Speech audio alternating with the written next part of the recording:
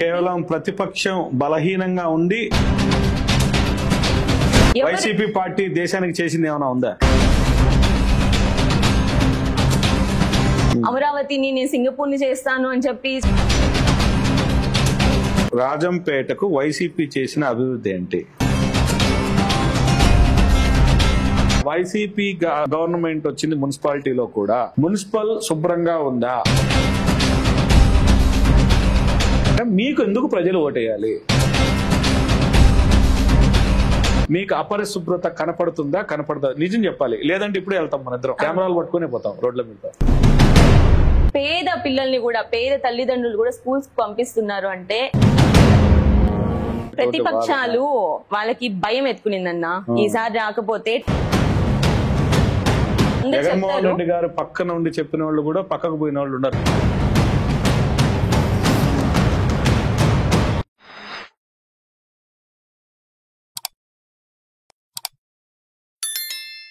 నమస్తే, welcome to దక్షిణ TV. ఈ రోజు మనం అన్నమయ్య జిల్లా రాజంపేట శాసనసభ మహిళా అధ్యక్షురాలు, శాసనసభ పరిధి వైసీపీ పార్టీ మహిళా అధ్యక్షురాలు మిరియాల సురేఖ గారితో పరిచయము అండ్ ప్రస్తుతం రాజకీయాలు ఎలా ఉన్నాయి, రాజంపేట నియోజకవర్గ పరిధిలో ఏ విధమైనటువంటి పోటీ ఉంది, వీటికి సంబంధించినటువంటి వివరాలు మేడంతో చర్చిద్దాం. వెల్కమ్ టు దక్షిణ టీవీ మేడం. నమస్తే అన్న. ఏంటి మేడం మీ రాజకీయ ప్రయాణం ఎట్లుంది? ప్రస్తుతం రాజంపేట రాజకీయాలు ఎలా ఉన్నాయి? ఫస్ట్ గా నా గురించి పరిచయం అంటే నా పేరు మిరియాల సురేఖ అన్న. మా ఆయన పేరు మిరియాల శివకృష్ణ. ఆయన రచయిత, కథాశిల్పి అవార్డు గ్రహీత కూడా. నాకు ఇద్దరు పిల్లలు, మిరియాల గౌరీ ప్రియాంక, మిరియాల జయశంకర్. మాది మన్నూరు. ముఖ్యంగా రాజకీయాల్లోకి నేను ప్రవేశించింది 2019 నుంచే. అమరన్న గారి మీద అభిమానంతోనే రాజకీయాల్లోకి రావడం జరిగింది. అంతకుముందు ఒక చిన్న సమస్య మాకు వచ్చింది, దాని వల్ల మేము అమరన్న గారిని కలవడం జరిగింది. ఆ చిన్న సమస్య ఏంటంటే 2017లో నేను ప్రెగ్నెంట్ అన్నా. ప్రెగ్నెంట్ గా ఉన్నప్పుడు, ఎందుకంటే ఫస్ట్ డెలివరీ అందరూ ఆపరేషన్స్ చేస్తున్నారు, నార్మల్ కావాలి అంటే గవర్నమెంట్ హాస్పిటల్ ప్రిఫర్ చేస్తే బాగుంటుంది అని మా ఆయన తీసుకెళ్లారు. అప్పుడు గవర్నమెంట్ హాస్పిటల్లో స్టాఫ్ అయితేనేమి, డాక్టర్స్ అయితేనేమి సరిగా చూసేవాళ్ళు కాదు, గదురుకోవడము ఇలాంటివన్నీ ఉండేవి. అది మేము ఇక్కడ గమనించి ఇక్కడ బాగాలేదని చెప్పి రిమ్స్ కి వెళ్ళాం. రిమ్స్ కి వెళ్ళాక అక్కడ మొత్తం అంతా బాగుంది. 9th month వరకు చాలా బాగుంది. నెంబర్ డాక్టర్స్ మా దగ్గరే ఉండి ట్రీట్ చేస్తారు. అలాంటిది 9th month అయిపోయినాక డెలివరీ డేట్ అయినాక మేము వెళ్ళాం. డెలివరీ డేట్ ఇచ్చిన తర్వాత ఆ డెలివరీ డేట్ కి వెళ్ళినప్పుడు 3 days అక్కడ కూడా కొంచెం నిర్లక్ష్యంగా ఉన్నారు. అప్పుడు ప్రెసెంట్ ఎమ్మెల్యేగా ఉన్నటువంటి వాళ్ళకు కూడా మేము ఫోన్ చేసాం, అధికారంలో ఉన్న వాళ్ళకు కూడా ఫోన్ చేసాం. వాళ్ళ నుంచి ఎటువంటి రెస్పాన్స్ లేదు. అప్పుడు అమరన్న ప్రతిపక్ష నాయకుడుగా ఉన్నాడు. రాత్రి 10:30కి అమరన్న గారికి ఫోన్ కాల్ చేశారు మా ఆయన. జస్ట్ పరిచయం అంతే. అప్పుడు మా ఆయన ఫోన్ కాల్ చేస్తే అప్పుడు వెంటనే మేయర్ సురేష్ బాబు అన్న గారికి ఫోన్ చేసి, రిమ్స్ సూపరింటెండెంట్ కి ఫోన్ చేసి, ఇలా మా వాళ్ళు వచ్చారు ఖచ్చితంగా చెయ్యండి అంటే, వాళ్ళు ఫోన్ చేసిన 10 minutes లో డాక్టర్ గారు డెలివరీ చేశారు. తర్వాత పొద్దున్నే అమరన్న వాళ్ళ మనిషిని పంపించి పొద్దున్నే ఫోన్ కాల్ చేసి ఎలా ఉంది ఆరోగ్యం అని చెప్పి అడగడం జరిగింది. నిజంగా అమరన్న ప్రభుత్వంలో ఉన్న ప్రతిపక్షంలో ఉన్న ఒకేలా ఉంటారు. ఆ రోజు హాస్పిటల్ ఎమర్జెన్సీ మాకు పలికారు కాబట్టి కేవలం అమరన్న మీద అభిమానంతోనే నేను రాజకీయాల్లోకి రావడం జరిగింది. ఆ తర్వాత అమరన్న గారికి కృతజ్ఞతలు చెప్దామని చెప్పి ఆయన దగ్గరికి వెళ్ళడం జరిగింది. అప్పుడు అమరన్న, మీలా మహిళలు ఎంతో మంది సమస్యలతో ఉన్నారమ్మా, మీరు అవసరం మహిళలకి, వాళ్ళకి ఏ సమస్య వచ్చినా మీరు నిలబడండి అని చెప్పి ఆ రోజు నాకు ఒక బాధ్యత ఇవ్వడం జరిగింది. నియోజకవర్గ మహిళా కార్యదర్శిగా ఇచ్చారు. దాని తర్వాత ప్రతి కార్యక్రమంలో, ప్రతి పార్టీ ప్రోగ్రామ్ లో, ప్రతి దాంట్లో కూడా చాలా యాక్టివ్ గా పాల్గొనేదాన్ని. ఎందుకంటే ఇప్పుడు స్టేజ్ మీద కూడా ఈ విషయం చెప్పదలుచుకున్నానన్నా, నేను ప్రతి ప్రోగ్రామ్ లో స్టేజ్ మీద ఖచ్చితంగా కూర్చుంటాను. ఎందుకంటే ఉన్న నాయకులందరూ మగవాళ్ళు, మహిళలు ఎంతో మంది వస్తారు. వాళ్ళ పర్సనల్ ప్రాబ్లమ్స్ ఏది చెప్పుకోవాలన్నా కూడా మగవాళ్ళ దగ్గరికి వెళ్ళలేరు. వాళ్ళ పర్సనల్ ప్రాబ్లమ్స్ అయితేనేముంది, వాళ్ళు పనిచేసే దగ్గర సమస్య లేదున్నా చెప్పలేరు. అలాంటిది వాళ్ళకి తోడుగా నిలబడాలి అంటే వైసీపీలో కూడా ఒక ఆడాం ఉంది, ఒక నాయకురాలు ఉన్నారు. వాళ్ళ దృష్టికి మనం తీసుకెళ్లగలిగితే వాళ్ళు చేస్తారు అన్న ధైర్యం ప్రతి ఒక్కళ్ళు, ప్రతి మహిళలో రావాలనే ఉద్దేశంతోనే ఈ 5 ఏళ్ల నుంచి ప్రతి ఒక్క కార్యక్రమంలో నేను ఛాన్స్ తీసుకొని మరీ స్టేజ్ మీద కూర్చోవడం జరిగింది. అంతే, ప్రతి ఛాన్స్ తీసుకొని నేను కూర్చోవడం జరిగింది. అలానే మన అమరన్ అయితేనేముంది, మేడం మల్లికార్జున రెడ్డి గారు అయితేనేముంది, వాళ్ళు కూడా ప్రతి ఒక్క ఛాన్స్ నాకు ఇచ్చి నువ్వు వెళ్ళు, మీ ఏ సమస్య ఉన్నా మేము చూస్తాము అని చెప్పి వాళ్ళు కూడా మాకు ధైర్యం ఇవ్వడం జరిగింది. దీంతో ఎంతో మంది మహిళలు ఎన్నో సమస్యలు ఈ 4 ఏళ్ల నుంచి నా దృష్టికి రావడం జరిగింది. వాళ్ళ దృష్టికి నేను తీసుకెళ్లడం జరిగింది, పరిష్కరించడం కూడా జరిగిందన్న. ఇది నా రాజకీయ ప్రవేశము. ప్రస్తుతానికి మహిళలకి నా వల్ల ఏదైనా చేయగలగాలి, వాళ్ళకి తోడుగా నిలబడాలి అన్న ఉద్దేశంతోనే రాజకీయాల్లో ఉన్నా. మంచిదే, మహిళల రాజకీయాల్లో అదేమి అంతే అందరూ రావాల్సినటువంటి అవసరం కూడా ఉంది. మహిళా రిజర్వేషన్ బిల్లు కూడా తీసుకొచ్చారు భారతదేశంలో. సో ఓవరాల్ గా మీరు రావడము, మీకు సర్వీస్ చేయడానికి ఏం క్వశ్చన్ లేదు. మీరు absolutely you are welcome to the social services. మీకు ఎవరైనా ప్రతి ఒక్కరు ఆహ్వానిస్తారు, సీరియస్ గా చేసి డెడికేటివ్ గా చేసేవారు. ఓవరాల్ గా ప్రస్తుతం రాజంపేట నియోజకవర్గ పరిస్థితి ఎలా ఉందంటారు? ఒకటే మీరు మహిళా అధ్యక్షురాలు, ఆల్మోస్ట్ ఎమ్మెల్యే స్థాయి అభ్యర్థి తర్వాత మీరే మహిళల ఆ స్థాయి కేడర్ అని నేను చెప్పవచ్చు. ఏంటి వైసీపీ శాసనసభ అంటే రాజంపేట శాసనసభ పరిస్థితి ఎలా ఉందంటారు? గెలవబోతుందా? ఎలాంటి పోటీని ఎదుర్కొనబోతుంది? ప్రస్తుతానికైతే మేము ఒక 10 రోజుల నుంచి ప్రచారం చేస్తున్నామన్న, ప్రజల్లోకి వెళ్తున్నాము. మేమే ముఖ్యంగా వెళ్తున్నాము. అమరన్న గారి కొడుకు అయితేనేముంది, భరత్ గారితో వెళ్ళున్నాను, తర్వాత మేము సపరేట్ గా వెళ్ళున్నాము. రాజంపేట రాజకీయ పరిస్థితి చాలా బాగుందన్న. మొత్తం వార్ వన్ సైడ్ అయినట్టు ప్రతి ఒక్కరూ వైసీపీ పక్కనే ఉన్నారు. ఎందుకంటే నేను ఇది ఎందుకు అంత గంటాస్పదంగా చెప్పగలుగుతున్నాను అంటే, ఈసారి అమరన్నకి శాసనసభ అభ్యర్థిగా ఇచ్చున్నారు. అమరన్న ఎప్పుడు ప్రజల్లోనే ఉన్న వ్యక్తి. ఆయన అధికారంలో ఉన్న, అధికారంలో లేకపోయినా ఎప్పుడు ప్రజాసేవ గురించి ఆలోచించి ఎన్నో సేవా కార్యక్రమాలు చేశారు. కాబట్టి ప్రతిపక్షాల దగ్గర కూడా వెళ్ళాం మేము, కొంతమంది దగ్గరికి వెళ్ళి ఇప్పుడు అమరన్న గారికి అవకాశం ఇచ్చారు, ఖచ్చితంగా గెలిపించండి అంటే వాళ్ళు అమరన్నకైతే మేము చేస్తాము అని చెప్పి ఎంతో ధైర్యంగా చెప్పిన వాళ్ళు కూడా ఉన్నారు. కాబట్టి ఎమ్మెల్యే అభ్యర్థికి ఎటువంటి డోకా లేకుండా మామూలుగా ఎప్పుడు రాజంపేట మెజారిటీ ఎంత వస్తుందో దానికంటే డబల్ ఈసారి వచ్చే అవకాశం ఉంది. ఎందుకంటే టీడీపీ ఎమ్మెల్యే అభ్యర్థిగా ఆయనకి ఇచ్చున్నారు. టీడీపీ ఎమ్మెల్యే అభ్యర్థిగా పాల్కొండరాయుడు కొడుకు వాళ్ళకి ఇచ్చున్నారు. ఆయన ఎవరు కూడా తెలియదు. ముఖ్యంగా చెప్పాలి అంటే పాల్కొండరాయుడు అంటే అందరికి తెలుసు, ఒకప్పుడు ఎంపీగా ఉన్నారు, ప్రతి ఒక్కరికి తెలుసు. ఇప్పుడు ఆయన పేరు సుగవాసి బాలసుబ్రహ్మణ్యం గారు. ఇప్పుడు ఆయన పేరు కొత్తగా ప్రజల్లోకి తీసుకుపోవాల్సిన పరిస్థితి. వాళ్ళు రాయచోటి ఆ పక్క వాళ్ళకి కొంచెం ఉండొచ్చు, అంతేగాని రాజంపేటకి సమస్య వచ్చినప్పుడు ఎప్పుడు వాళ్ళు ఇక్కడ వచ్చింది లేదు, ఇక్కడ అందుబాటులో ఉండేది లేదు. అలాంటిది ఇప్పుడు ఇక్కడ అందుబాటులో ఉన్న కేవలం ప్రతిపక్షం బలహీనంగా ఉండి గెలుస్తున్నాడా, లేకపోతే వైసీపీ పార్టీ దేశానికి చేసింది ఏమైనా ఉందా? ఖచ్చితంగా ఉందన్న. వైసీపీ పార్టీ వచ్చిన తర్వాత అధికారంలోకి ప్రతి పేదవాడు లబ్ధి పొందినాడు. ప్రతిపక్షాలే ఎన్నో ప్రశ్నలు అడుగుతున్నాయి మమ్మల్ని. అభివృద్ధి అభివృద్ధి అభివృద్ధి అంటే కేవలం గాల్లో మేడలు కడితేనే అభివృద్ధి కాదన్నా. అమరావతిని నేను సింగపూర్ ని చేస్తాను అని చెప్పి చంద్రబాబు నాయుడు గారు చెప్పారు. అది చేస్తేనే అభివృద్ధి కాదు, సంక్షేమం. మా దృష్టిలో సంక్షేమం అంటేనే అభివృద్ధి. ఎందుకంటే ప్రస్తుతం పేదవాళ్ళు చాలా మంది ఉన్నారు. ప్రతి పేదవాడు 3 పూట్ల భోజనం చేయడం అభివృద్ధి. ప్రతి పేదవాడి పిల్లవాడు పెద్ద చదువులు చదువుకోవడం, ఇంగ్లీష్ మీడియం లాంటి పెద్ద చదువులు చదువుకోవడం కూడా అభివృద్ధి. కాబట్టి ఇలాంటివన్నీ అభివృద్ధి కార్యక్రమాలు చేస్తూ ఎప్పుడు ప్రజల్లోనే ఉన్నాడు. చిన్న పిల్లల దగ్గర నుంచి పెద్దవాళ్ళ దగ్గర వరకు. పెద్దవాళ్ళకి ఒకప్పుడు పెన్షన్ తీసుకోవాలంటే అన్న ఎంఆర్ఓ ఆఫీసుల దగ్గర, మున్సిపల్ ఆఫీసుల దగ్గర క్యూ లైన్లలో నిలబెట్టుకొని మంచంలో ఉన్న వాళ్ళని కూడా తీసుకొని పోయి లైన్ లో నిలబెట్టి తీసుకోవాల్సిన పరిస్థితి. కానీ ఇప్పుడు ఆ పరిస్థితులు లేవే. ప్రతి ఒక్కరింటికి వాలంటీర్ వెళ్లి 1వ తేదీ పొద్దున్నే 6 గంటలకి. ఇప్పుడు ఈ నెల మీరు ఇంట్లో ఇస్తున్నారా? 1వ తేదీ ఇంటింటికి వెళ్ళి ఇస్తున్నారా? అది ఈసీ ఏమో చెప్పినారు కదన్నా, ఇవ్వకూడదు అని చెప్పి చెప్పున్నారు. బాబు గారికి అది కూడా వాళ్ళకి ఇవ్వడం కూడా ఇష్టం లేనట్లుందన్న. నిజంగా పెద్దవాళ్ళకి గౌరవంగా ఇవ్వాలి అన్న ఆలోచన జగనన్న గారిది. ఆనాడు గాంధీ మహాత్ముడు గ్రామ స్వరాజ్యం కోసం కలలు కన్నాడు. ఇప్పుడు జగనన్న వచ్చిన తర్వాత గ్రామ స్వరాజ్యానికి, గ్రామ సచివాలయాల పేరుతో లంచాలు లేకుండా ఏ సర్టిఫికేట్ కావాలన్నా ఒకప్పుడు నెలల రోజులు మనం లైన్లలో నిలబడుకొని ఆఫీసుల చుట్టూ తిరిగే వాళ్ళమన్నా. కానీ ఇప్పుడు ప్రతి ఒక్కటి సచివాలయం వాళ్ళే మన ఇళ్ల దగ్గరకు వచ్చి వాలంటీర్లు చెప్పి అన్ని అందజేస్తున్నారు. ఇవన్నీ అభివృద్ధి కదా. రాజంపేటకు వైసీపీ చేసిన అభివృద్ధి ఏంటి? రాజంపేటకు మనం రాజంపేట శాసనసభ పరిధి గురించే మాట్లాడదాము, మనకు రాష్ట్రం అంతా అక్కర్లేదు.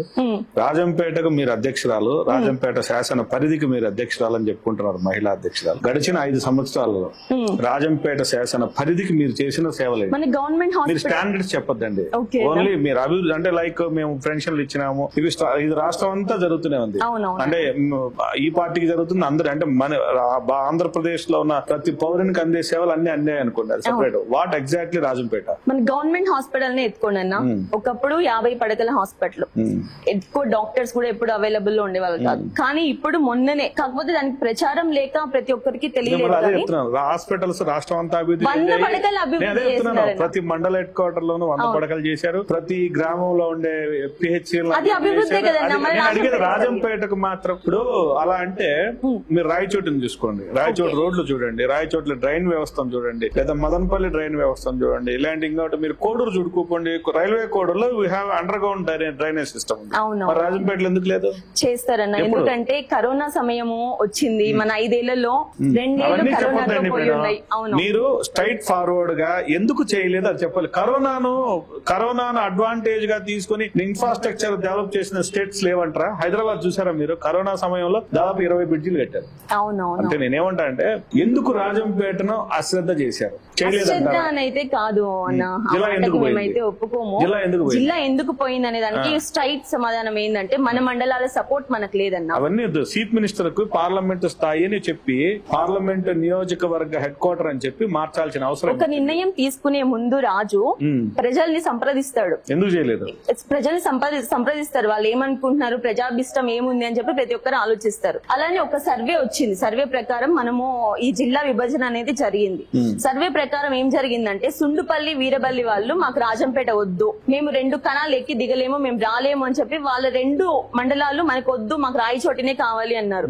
ఒంటిమిట్ట, సిద్ధవటం ఇవి మమ్మల్ని కడపలోనే ఉంచండి అన్నారు. కేవలం నందలూరు, రాజంపేట మాత్రమే జిల్లా కావాలి. రైల్వే కోడూరు వాళ్ళు ఏమంటే ఆప్షన్ అన్న, వాళ్ళు ఆప్షన్ ఇచ్చారు. ఆప్షనల్స్ కాదు మేడం, నైసర్గికంగా తీసుకున్నప్పుడు అప్ వాళ్ళకి డౌన్ వద్దన్నప్పుడు నీకు ఒంటిమిట్ట, నందలూరు, రాజంపేటతోనే ఉంచి రైల్వే కోడ్ రైల్వే కోడ్ లో కొంత భాగాన్ని తీసుకోవచ్చు, లేదా ఆప్షన్ లో వాళ్ళకు కొంత ఇవ్వచ్చు. చెయ్యాలా అనేటటువంటి దృఢ సంకల్పం ఉంటే సరే, ఓకే జిల్లా పోయింది, మెడికల్ కాలేజీ ఇలాంటివి ఎందుకు పోగొట్టుకున్నారు? అమరన్న వస్తే ఖచ్చితంగా పోయిన దాని గురించి చెప్పండి. మళ్ళీ అమరన్న వస్తే కేంద్ర ప్రభుత్వం నీ కోసం నా కోసం ఇవ్వదు కదా. స్ట్రైట్ ఫార్వర్డ్ గా మన ఇద్దరి కోసం లేదా అమరన్న కోసం కేంద్రం ఒక మెడికల్ కాలేజీని అనుమతిస్తుందా? అన్న మీకు తెలియదంటూ ఏం లేదన్నా. ప్రభుత్వంలో ఉండి అమరన్న మేమంతా కూడా జిల్లా పోయినప్పుడు బయటికి వచ్చి ప్రభుత్వాన్ని నిలదీశాం. సరైన నిరసన తెలపలేదని నా వాదన. మీ ఒక్కసారి కనుక్కోండి అన్న. అమరన్న, మల్లన్న వాళ్ళిద్దరు కలిసి ఒక షామియానా ఖచ్చితంగా అన్న. కాదన్న, మొత్తము ఆయన అమరన్న ఒప్పుకోము. ఎందుకు ఒప్పుకోమంటే అమరన్న శాసనసభ్యుడు కాదు, అమరన్న జిల్లా పరిషత్ చైర్మన్, సపరేట్ ఎంటిటీ. ఓకే, ఆయన ఫైట్ చేయదలుచుకుంటే వేరే పద్ధతిలో ఫైట్ చేయొచ్చు, లేదా ఒక నాయకుడిగా ఆయన అసమ్మతి తెలియజేయచ్చు.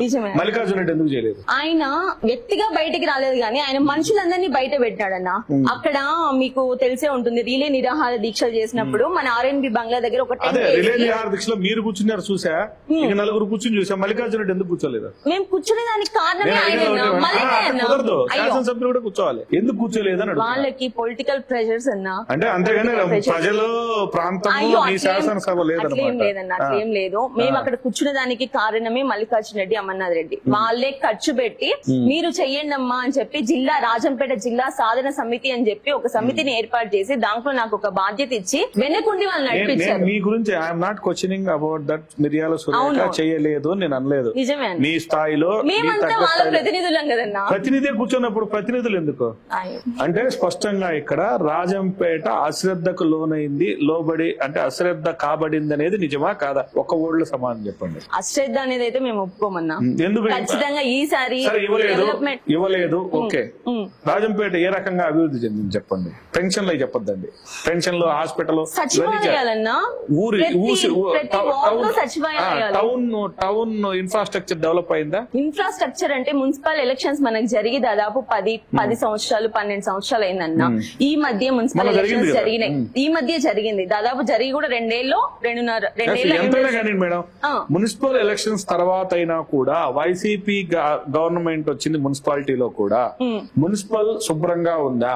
మున్సిపల్ ఇన్ఫ్రాస్ట్రక్చర్ డెవలప్ అయిందా లేదా? మీకు ఎందుకు ఓటేయాలనేది ఈ ప్రశ్నల తాలూకు అంతరం ఏంటంటే మీకు ఎందుకు ప్రజలు ఓటేయాలి? చేయగలిగినంత చేస్తున్నారన్న. ఖచ్చితంగా మీరు వాక్ చేస్తూ స్ట్రీట్స్ లోకి వెళ్తే మీకు అపరిశుభ్రత కనపడుతుందా? కనపడదా? నిజం చెప్పాలి. లేదంటే ఇప్పుడే వెళ్తాం మన ఇద్దరం, కెమెరాలు పట్టుకునే పోతాం రోడ్ల మీద. ఉందా లేదా? జరగడం కాదు, అపరిశుభ్రత కనపడుతుందా లేదా? మరి ఎందుకు మీకు ఒక ఎమ్మెల్యే స్థాయి, ఒకవేళ మీరు శాసనసభలో లేకపోయినా అవును అధ్యక్షురాలు అంటే almost you are also a responsible women. నిజమే. మీరు కాన్స్టిట్యున్సీ అంతా కూడా రెస్పాన్సిబిలిటీనే. అవును. మరి ఎందుకు పట్టించుకోవట్లేదు? లేదన్నా, మీరు పెద్దవాళ్ళు. మనకి జరిగి చాలా సంవత్సరాలైంది. ఈ మధ్య మనకి ఒక కమిటీ ఏర్పడిందన్న, కౌన్సిలర్స్ తో ఒక చైర్మన్ ఇట్లా ఒక కమిటీ ఏర్పడినప్పుడు వాళ్ళు చిన్నగా అన్ని చేసుకుంటూ వస్తున్నారు. దాదాపు ఈ 10 సంవత్సరాల నుంచి చెయ్యండి, ఈ 2 ఏళ్లలోనే చెయ్యాలి అంటే కొంచెం కష్టం. మీరు తప్పు పడుతున్నారు. కౌన్సిలర్లు కాదు చేసేది, సిబ్బంది చేస్తారు, క్లీనర్స్ చేస్తారు, వీళ్ళు పర్యవేక్షిస్తారు. అవును నిజమే. పర్యవేక్షణ సక్రమంగా ఉంటే అది అలా ఉంటదా? ఒక్కొక్క వార్డుకు ఒక కౌన్సిలర్ ఉన్నాడు. బై వాక్, మార్నింగ్ వాక్ చేసుకుంటూ తిరిగినా ఈవినింగ్ అది శుభ్రం కాదా? ఆవులు, పందులు, కుక్కలు ఒకే చోట మురికిలో వెరీ బిసైడ్ ప్లేస్ లో అపరిశుభ్రత ఉందా లేదా? లేదన్నా, వర్కర్స్ దాదాపు ఒక వార్డు కి 2 ఉన్నారన్న. చెత్తలు ఊడ్చే వాళ్ళు, డ్రైనేజ్ క్లీన్ చేసే వాళ్ళు. పెంచుదాము, దీని తర్వాత కొంచెం పెంచి చేస్తాము అని చెప్పి దాదాపు పెట్టున్నారన్న. ప్రజలకే ప్రజలకు కాదు. అవును, ప్రజలు అలవాటు పడిపోయారు. అయ్యో, పార్టీలకు నష్టం. లేదు ఇప్పుడు ఎలక్షన్స్ వస్తే ఎవరికి నష్టం ఇది? అవును, ఏమీ చేయలేదని ప్రజలు చెయ్యాల్సినంత చేస్తున్నారన్న.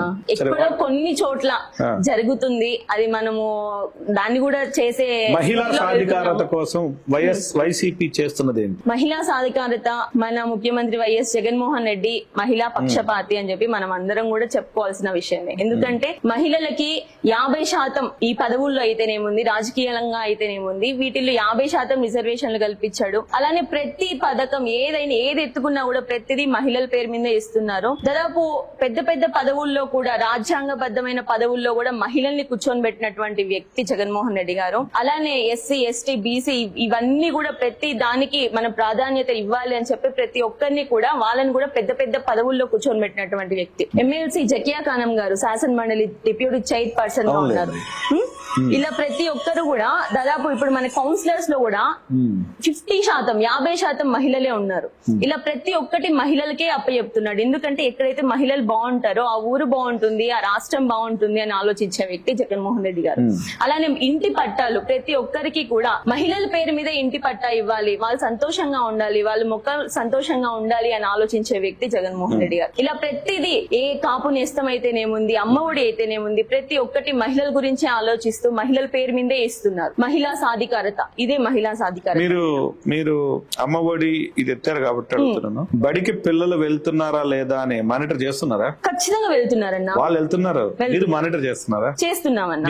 నా పిల్లలు, నాకు 2 పిల్లలన్నా, 2 పిల్లల్ని నేను గవర్నమెంట్ స్కూల్లోనే చదివిస్తున్నాను. మన్నూరు స్కూల్లో, గవర్నమెంట్ స్కూల్లోనే చదివిస్తున్నాను. ఎందుకంటే ఒకప్పుడు schools బాగాలేవన్నా.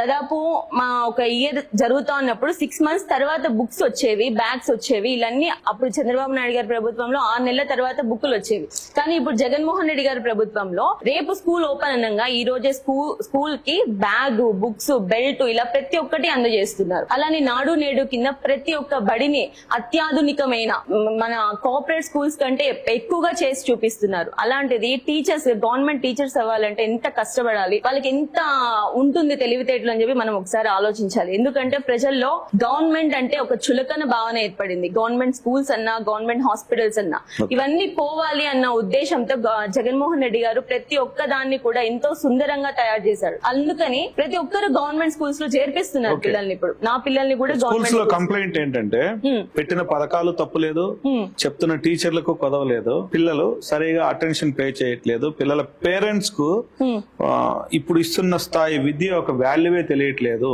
And in the sense ఏంటంటే ఆ పిల్లలు ఎక్కడి నుంచి అయితే వస్తున్నారో మీలాంటి తల్లిదండ్రులు చాలా తక్కువ మంది ఉన్నారనేది టీచర్స్ వాదన. ఆ పిల్లలు వాళ్ళకు యూనిఫామ్ ఇచ్చినా సరిగా వేసుకొని రావట్లేదు, షూస్ సరిగా వేసుకురారు, even though they don't have a basic discipline. ఎవరికి? వాళ్ళ పేరెంట్స్ కి లేదు. మీరు వాళ్ళందరినీ మోటివేట్ చేసే విధంగా మీరు ఏదైనా పని చేస్తున్నారా? వెళ్తున్నారా ఈ ఎస్సీ కాలనీస్ కానీ లేదా ఎక్కడైనా? చేస్తున్నానన్నా. మన స్కూల్లోనే, మా బాబు చదివిన స్కూల్లోనే ప్రతి ఒక్క నెలకి ఒక మీటింగ్ పెడతారన్న, పేరెంట్స్ మీటింగ్ పెడతారు. ఆ పేరెంట్స్ మీటింగ్ కి వెళ్ళి నేను కూడా చెప్పడం, అందరు పిల్లలు తల్లిదండ్రులు రావట్లేదు అనేది కూడా పెద్ద వాదన. లేదన్నా, వస్తున్నారన్న. ఇక్కడ కొన్ని స్కూల్స్ లో మాత్రమే అందరి పిల్లల తల్లిదండ్రులు ఇప్పుడు చాలా తెలివిగా ఉన్నారు, పిల్లల్ని మంచి చదువులు చదివించాలి, ఇంగ్లీష్ మీడియం చదువులు చదివించాలి అని చెప్పి. నేను గమనించింది ఏంటంటే అటెండెన్స్ ఒక 2-3 రోజులు ఆబ్సెంట్ పడితే అమ్మఒడి రాదు, వాడి ఖర్చులకైనా ఉంటుంది కదా అని ఆలోచించి పేద పిల్లల్ని కూడా, పేద తల్లిదండ్రులు కూడా స్కూల్స్ కి పంపిస్తున్నారు. అంటే జగన్మోహన్ రెడ్డి గారు చేసిన అభివృద్ధి అని చెప్పి మనం చెప్పుకోవాలి. కాకపోతే ఏంటంటే నాకు స్కూల్లో తెలిసినటువంటి డ్రాబ్యాక్ ఏంటంటే పేరెంట్స్ సరిగా ఫాలో అప్ చేసి పిల్లల్ని పుష్ చేయట్లేదు. అంటే వాళ్ళకి ఇచ్చిన టాస్కులు చదవడంలో కానీ లేదా కంప్లీట్ చేయడం హోంవర్క్ లో కానీ పట్టించుకోవట్లేదు అనే దానికి మీరు కమ్యూనిటీ బేస్డ్ గా ఏదైనా హెల్ప్ చేస్తున్నారా సొసైటీకి అని చెప్పి అడుగుతున్నాను. లేదన్నా, మేము మా చేతనైనంత వెళ్తున్నామన్నా. గవర్నమెంట్ స్కూల్, మనూరు గవర్నమెంట్ స్కూల్ కి నేను వెళ్తున్నాను, హై స్కూల్ కి వెళ్ళున్నాము. ఇలా ప్రతి దాంట్లో కూడా చేస్తున్నాం మా చేతనైనంత వరకు. కానీ ఇంకా మీ దృష్టికి వచ్చింది కాబట్టి ఈ సమస్య, ఖచ్చితంగా తల్లిదండ్రులందరినీ పిలిచి ఇవి ఎందుకు ఇస్తున్నారు, మన పిల్లల గురించి ఎందుకు ఆలోచిస్తున్నారు, మనం ఎంత బాధ్యత తీసుకోవాలని చెప్పి మేము కూడా చేసే బాధ్యత మాకుంది అని చెప్పి ఖచ్చితంగా చేస్తాం. ఇప్పుడు ఎలక్షన్స్ మరో నెల రోజుల్లోనే ఉన్నాయి కదా, అంటే లైక్ ఇప్పుడు ప్రజలు కేవలం మన అంటే వైసీపీ పార్టీ యొక్క సంక్షేమాలు చూసే ఓటేయాలనా లేదా పార్టీ పట్ల ప్రజలకు ఎలాంటి అంటే పాజిటివ్ థింకింగ్ ఉంది? కేవలం వీటిని చూసే పాజిటివా లేకపోతే ఇంకా హోప్స్ ఎక్కువ ఉన్నాయా పార్టీ మీద? కేవలం సంక్షేమం చూసే ఓట్లు వేయండి అని చెప్పట్లేదన్నా. మన జగన్మోహన్ రెడ్డి గారు ఎన్నో ఇండస్ట్రీస్ ని తీసుకొచ్చారు, ఎన్నో ఫిషింగ్ హార్బర్స్ ని తీసుకొచ్చారు, కొత్త కొత్త ఇండస్ట్రీస్ ని లేని వాటిని కూడా తీసుకొని వచ్చారు. ఇవన్నీ అభివృద్ధి.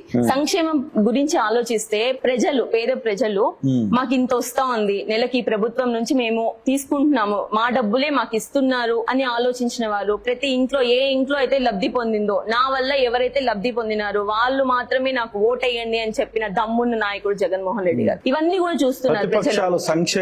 సంక్షేమం తప్ప అభివృద్ధి అనేది కళ్ళకు కనపడలేదు అనేది స్పష్టమైన. ప్రతిపక్షాలు వాళ్ళకి భయం ఎత్తుకునిందన్నా, ఈసారి రాకపోతే తెలుగుదేశం పార్టీ భూస్థాపితం అయిపోతుంది.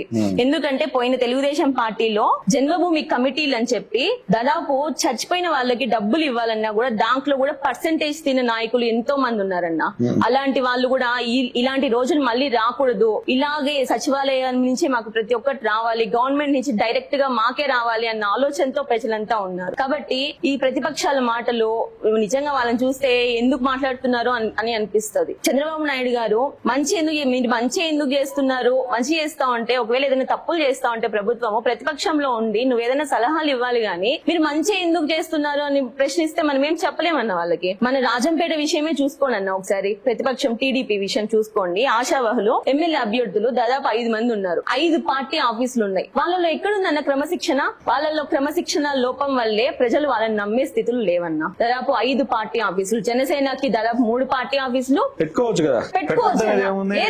ఇప్పుడు ఒక ఎమ్మెల్యే అభ్యర్థికి ఎమ్మెల్యే అనేది కంటెస్ట్ తర్వాత లేదా కంటెస్టెంట్స్ అయినప్పుడే ఎమ్మెల్యే అభ్యర్థి. మరి అంత పార్టీ మీద క్రమశిక్షణ ఉన్న వాళ్ళు ఏముంది మేడం దాంట్లో? ఏం తప్పేముంది? ఇప్పుడు ఎవరైనా పార్టీ ఆఫీసర్ నేనున్నాను, నేను ఈ ఊర్లో సర్వీస్ చేయాలనుకున్నాను, I belongs to YCP or I belongs to TDP, నేను టీడీపీ బోర్డు వేసుకుని నేను సర్వీస్ చేస్తుంటా.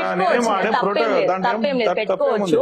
ఇప్పుడు ఒక ఎమ్మెల్యే అభ్యర్థి మేము ఆశావహుడు అనుకోండి, వాడి వెనకాల ఒక 10 మంది నాయకుడు ఉంటాడు, ఒకరి దగ్గర 10 మంది నాయకులు ఉంటాడు, ఇంకొకరి దగ్గర 10 మంది నాయకులు. ఇట్లా విడిపోవడం వల్ల వాళ్ళలో వాళ్ళకే ఐకమత్యం లేదు. అది వాళ్ళ నష్టం కదా, మీకెందుకు? ఇప్పుడు మొన్న చంద్రబాబు నాయుడు గారు ఎమ్మెల్యే అభ్యర్థిగా సుగవాసి బాలసుబ్రహ్మణ్యం గారిని ప్రకటించారు. ఎవరికి నష్టం ప్రకటించారు. ఇప్పుడు మీరంటే ఇప్పుడు టీడీపీలో మీరు ప్రతిపక్షాల గురించి టీడీపీలో సరైన అభ్యర్థి లేడని బాధపడుతున్నారా? అట్లని కాదన్నా, వాళ్ళు మీరు ప్రతిపక్షాల గురించి ఎత్తారు కాబట్టి నేను చెప్తున్నాను. ఇప్పుడు ప్రతిపక్షాలు అంటే ఇప్పుడు పార్టీ ఏ నిర్ణయం తీసుకున్నా దానికి కట్టుబడే దిక్కంగానే ఉండాలి, పార్టీ నాయకులు అయితేనేమి ఎవరైతేనేమి.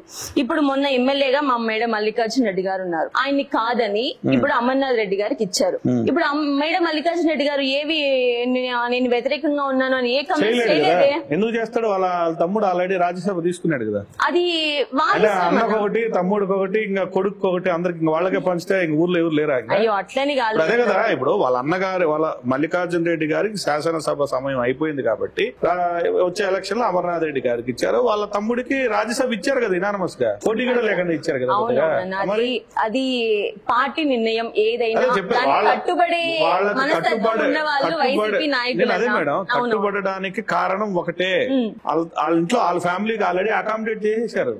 సో అందుకే గమ్మున ఉన్నారు. క్రమశిక్షణ అనేది నేనేమంటానంటే ఆస్పిరెంట్స్ అంటే ప్రజలన్నా నమ్మాలి కదన్నా. ఇప్పుడు ఎన్ని పార్టీ ఆఫీసులు ఉంటే ఇప్పుడు నాకు కష్టం వచ్చింది, ఏ పార్టీ ఆఫీస్ దగ్గర పోవాలా, ఎవరున్నారు, ఒక రాయచోటి వ్యక్తి, ఒకరు కోడూరు వ్యక్తి, ఇట్లా ఇక్కడ లోకల్ వ్యక్తులు కాదు వాళ్ళు ఎవరు.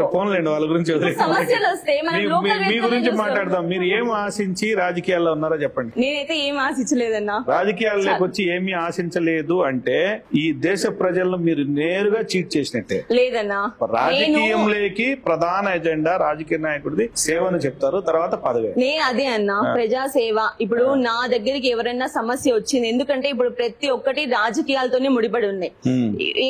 ఏ ఒక పని కావాలన్నా కూడా ఎవరో ఒక నాయకుడు తెలిసి ఉంటే మనకి తొందరగా జరిగిపోతుంది కదా అన్న ఉద్దేశంతో కూడా ఉన్నారు. అలాంటిది నా దృష్టికి ఏదైనా సమస్యలు వస్తే చేసే వాళ్ళ దృష్టికి నేను తీసుకెళ్ళి కూడా శాసనసభకు పోటీ చేసే స్థాయి మహిళగా ఎదిగే కార్యక్రమం ఉందంటారా లేదంటారా? చూద్దామన్నా. అమరన్నా మేమంతా అవనన్నా ఇప్పుడు ఒకప్పుడు ఇంకొకరు ఫాలోవరే. నిజమే అన్న, అంతా గేమ్ ఆఫ్ లైఫ్. అలా వెళ్తూ ఉన్నప్పుడు ముందు ఒకరు ఫాలోవర్ అవుతారు, ఇంకొకరు ఇంకొద్ది రోజుల తర్వాత ఎదుగుతూ వస్తారు. సో మీరు రాబో కాలంలో నెక్స్ట్ మున్సిపల్ ఎలక్షన్స్ గానీ ఎంపీడీఓ ఎలక్షన్స్ గానీ మీరు ప్రత్యక్షంగా కంటెస్ట్ చేసే అవకాశాలు ఉన్నాయా లేవా? ఖచ్చితంగా అవకాశం ఉంటే మా పార్టీ నిర్ణయిస్తే ఖచ్చితంగా నేను పోటీ చేస్తాను. పార్టీ నిర్ణయించాలంటే మీరు అడగాలి కదా, అడగండి ఎవరు పెట్టరు. అడిగారా మీరు నన్ను ఏదైనా ఒక మున్సిపల్ కౌన్సిలర్ గా గానీ లాస్ట్ ఎలక్షన్స్ లో అంతకు ముందు ఏదైనా జరిగిన ఇప్పుడు దాకా నేను ఏది అడగలేదన్నా. దాదాపు నాకు తెలిసిన వాళ్ళే కొంతమంది అన్నారు, మా వార్డుకి కౌన్సిలర్ గా ఓసీ రిజర్వేషన్ వచ్చిందన్న, లేడీస్ జనరల్ చేసి ఉండొచ్చు కదా. అప్పుడు ఓసీ జనరల్ వచ్చింది, అందరు కూడా అన్నారు. నేను అడుగున్నాను, మళ్ళీ నా దృష్టికి తీసుకెళ్ళున్నాను, అన్నా మా వార్డుకి ఓసీ జనరల్ వచ్చింది, లేడీస్ రిజర్వేషన్ వచ్చింది, నాకు అవకాశం కల్పించండి అని చెప్పి నేను అడుగున్నాను. అమరన్నను కూడా అడిగినాను, కానీ కొన్ని కారణాల వల్ల నీకు ఇవ్వలేకపోతున్నామమ్మా, తర్వాత ఏదైనా ఉంటే చూస్తాము అన్న వాళ్ళు కూడా చెప్పారు. అక్కడ హైమావతి అని చెప్పి కటార్ హైమావతి గెలిచారన్న, గెలిచారు. ఇట్లా ఏ అవకాశం వచ్చినా ఖచ్చితంగా నేను ప్రజల్లో ఉండడానికి, ప్రజా సేవ చేయడానికి మాత్రమే ఉన్నానన్న. నా దృష్టికి ఏ సమస్య వచ్చినా నేను చేయలేకపోయినా చేసే వాళ్ళ దృష్టికి ఖచ్చితంగా తీసుకెళ్లి ఎలక్షన్స్ లో అంటే ఎమ్మెల్యే కాకుండా మున్సిపల్ కావచ్చు, ఎంపీటీసీలు కావచ్చు, లేదా వీటిలో మిమ్మల్ని పోటీలో చూడొచ్చా? ఖచ్చితంగా అన్న. ఉంటున్నారా? ఖచ్చితంగా. ఓకే, మంచిదన్న. సో వాట్ నెక్స్ట్ మీ అంటే ఇది కాకుండా మీరు ఓవరాల్ గా ఫ్యూచర్ ఏం ఎక్స్పెక్ట్ చేస్తున్నారు? నా ఫ్యూచర్ అంటే అనుకోకుండా దీంట్లోకి రావడం జరిగింది రాజకీయాల్లోకి. ఇంకా దీంట్లోనే ఉంటానన్నా, ఎలా వెళ్తే అలానే ఉంటుంది అన్న ఆలోచనతో ఉన్నాను. మా ఆయన రచయిత, ఆయన ఫ్యూచర్ అయింది, కథలు రాస్తారు, రచయిత చేస్తారు. మొన్ననే ఈ మధ్యనే మొత్తం రాష్ట్ర స్థాయిలో సెకండ్ ప్రైజ్ వచ్చింది ఆయనకి, కవితకి, నాగరికం నారీమన్ అని చెప్పి. ఇట్లనే వెళ్తా ఉంది నా లైఫ్ ప్రస్తుతానికి, ఇలానే ఉంటాను. సరైన అవకాశాలు వైసీ ఇవ్వకపోతే ఫ్యూచర్ లో ఏదైనా టీడీపీ పార్టీ రూలింగ్ లోకి వస్తే పార్టీ మారే అవకాశాలు లేవంటారా? ఖచ్చితంగా మారనన్నా. అంటే ఇలా చాలా మంది చెప్పారు. లేదన్నా, జగన్మోహన్ రెడ్డి గారు పక్క నుండి చెప్పిన వాళ్ళు కూడా పక్కకు పోయిన వాళ్ళు ఉన్నారు చాలా మంది. మీ దగ్గర నుంచి ఏ స్థాయి నిజాయితీ ఆశించవచ్చు? ఖచ్చితంగా అయితే నేను మారనన్నా. నేను పదవుల మీద వ్యామోహంతో వైసీపీ పార్టీలో లేనన్నా. నా దృష్టికి సమస్య వస్తే నేను చేయగలగాలి, కొట్లాడైనా నేను చేయించుకుంటా. నేను పార్టీకి సేవ చేస్తున్నాను, ఖచ్చితంగా నా దగ్గరికి సమస్య వస్తే మీరు చెయ్యండి అని చెప్పి అమరన్నతో అయితేనేమి, మల్లెన్నతో అయితేనేమి గట్టిగా మాట్లాడి చేయించుకునే రోజులు కూడా ఉన్నాయి. కాబట్టి పార్టీ మారే ఉద్దేశం నాకైతే లేదు. అమరన్న మీద అభిమానం, జగనన్న మీద అభిమానం, చచ్చేదాకా ఈ పార్టీలో. మీరు వివాద రహితమైనటువంటి సురేఖన, వివాదాలతో కూడిన సురేఖన? వివాదాలు అనేది లేవన్నా, ప్రస్తుతానికైతే ఏం లేవు. మామూలుగానే ఉన్నాను, శాంతంగానే ఉంటాను, నా పని నేను చేసుకుంటా పోతాను. ఏ వివాదాల్లో నేను తలదూర్చలేదు. నా వరకు ఎంతుందో, నా దగ్గరికి ఎంత వస్తుందో అంతే, దాని ప్రకారమే వెళ్తా ఉంటాను. దైవ సాక్షిగా వెళ్ళేవాళ్ళ, కాన్స్టిట్యూషనల్ సాక్షిగా వెళ్ళేవాళ్ళు? దైవ సాక్షి అంటే అర్థం కదా. సాధారణంగా మనిషి మనస్సాక్షిని నమ్ముతారు లేదా దైవ సాక్షిని నమ్మి పనిచేస్తారు. నా మనస్సాక్షి ఈ రెండు పక్కన పెట్టేసేసి భారత రాజ్యాంగం సాక్షిగా నేను పనిచేస్తాననే వాళ్ళు. లేదన్నా, నా మనస్సాక్షిగా నా మనసు ఏది చెప్తే నేను దాన్ని బట్టి ప్రవర్తిస్తాను. అంతేనన్నా. మీ దగ్గర నిజాయితీతో కూడిన సేవలు ప్రజలు ఆశించొచ్చా? ఖచ్చితంగా అన్న, ఖచ్చితంగా. ఒకసారి కనుక్కోండి మీరు కూడా, మన్నూరుకి రండి. ఏ సమస్య ఉన్నా మా దగ్గరికి వస్తారు. మేము వాళ్ళకి అండగా నిలబడిన రోజులు ఉన్నాయి కాబట్టి ఖచ్చితంగా వాళ్ళ సేవ కోసమే ఉన్నాము అని చెప్పి చెప్తున్నాము. నా విషయంలో నిర్ణయం నాది, మా ఆయనది, ఇద్దరం కష్టపడుతున్నాం. మా ఫ్యామిలీ సపోర్ట్ చాలా ఉంది. మీరు వెళ్ళండి, ఏదైనా సాధించాలి అన్న తపంతో వెళ్తున్నాను అని చెప్పి వాళ్ళు గమనించి ప్రతిదీ కూడా నాకు చాలా సపోర్ట్ గా ఉంటారు. ఏదున్నా నిర్ణయం మా ఇద్దరిది, అలానే నన్ను నమ్ముకున్న నా ఫ్యామిలీది, నా అభిమానులదన్న. ప్రతి ఒక్కరితో మంచిగానే ఉంటాను, ఎవరితో శత్రుత్వం లేదు, ప్రతి ఒక్కరిని గౌరవంగానే పిలుస్తాను అన్న అని చెప్పి. అందరికి వైసీపీలో ముఖ్యంగా ఉన్న వాళ్ళందరూ, వైసీపీ అయితేనే ఉంది, టీడీపీ అయితేనేమో, ప్రతి ఒక్కరితో నాకు సన్నిహితం ఉంది. అందరూ సొంత చెల్లెల్లా చూస్తారు కాబట్టి ప్రతిదీ ఏ సమస్య ఉన్నా వాళ్ళ దృష్టికి తీసుకెళ్తాను, చేస్తాను. థ్యాంక్ యూ మేడం, మీరు మా యొక్క ఇంటర్వ్యూకి వచ్చినందుకు, మీ యొక్క అభిప్రాయాలు తెలియజేసినందుకు. రాబో కాలంలో డెఫినెట్ గా మీరు మంచి సోషల్ వర్కర్ కావాలని, మీకు మంచి పదవులు వచ్చే విధంగా అన్ని సమకూరాలని కోరుకుంటూ థ్యాంక్ యూ మేడం. ఖచ్చితంగా థ్యాంక్ యూ అన్న.